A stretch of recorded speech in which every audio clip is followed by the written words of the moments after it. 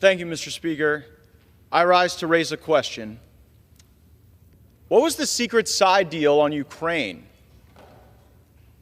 House Democrats and President Biden have said that as Speaker McCarthy was asking Republicans to vote for a continuing resolution so as to avoid having to take the Senate's plus up in Ukraine money, that the Speaker of the House was actually cutting a side deal to bring Ukraine legislation to this floor with President Biden and House Democrats. So let me get this straight. To extend Joe Biden's spending and Joe Biden's policy priorities, the Speaker of the House gave away to Joe Biden the money for Ukraine that Joe Biden wanted. It is going to be difficult for my Republican friends to keep calling President Biden feeble while he continues to take Speaker McCarthy's lunch money in every negotiation. The Speaker of the House has responded to these reports of a secret side deal on money for Ukraine, opaquely stating that he still wants to fund Ukraine and our border. I have a few replies to this statement. First, the Speaker's statement confirms the existence of a secret deal. And I have talked to members of our own leadership who have said they didn't even know that Speaker McCarthy was negotiating a secret side deal outside of our conference, outside of his own leadership team, for the sake of Ukraine. Second, Ukraine has lost the support of a majority of the majority. The last time there was a freestanding Ukraine vote on this floor, it was last week. 101 Republicans voted for it, 117 Republicans voted against it.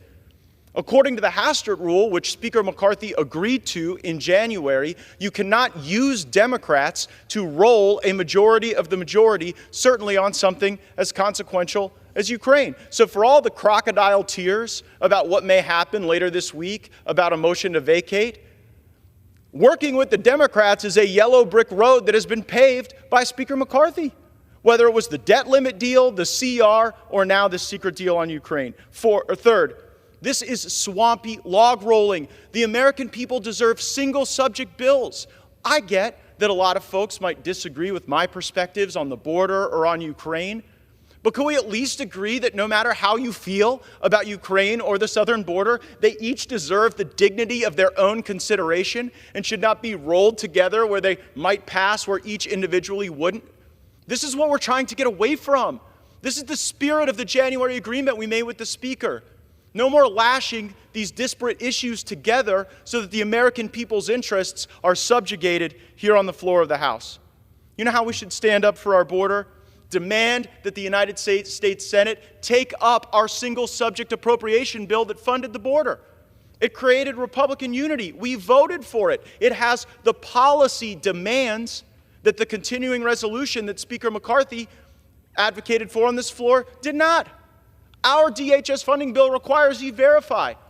And then hours later, after we passed that, the Speaker wanted us to vote for a continuing resolution that didn't include E-Verify. Retreat is never a strategy to win anything. So, Mr. Speaker, just tell us, what was in the secret Ukraine side deal?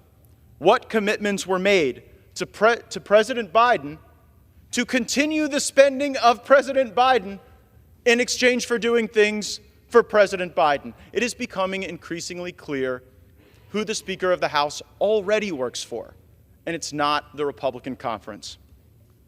Mr. Speaker, I would ask that these questions be answered soon, because there may be other votes coming today or later this week that could be implicated by the answers to these questions. Members of the Republican Party might vote differently on a motion to vacate if they heard what the Speaker had to share with us about his secret side deal with Joe Biden on Ukraine. I'll be listening. Stay tuned, and I yield back. The gentleman yields.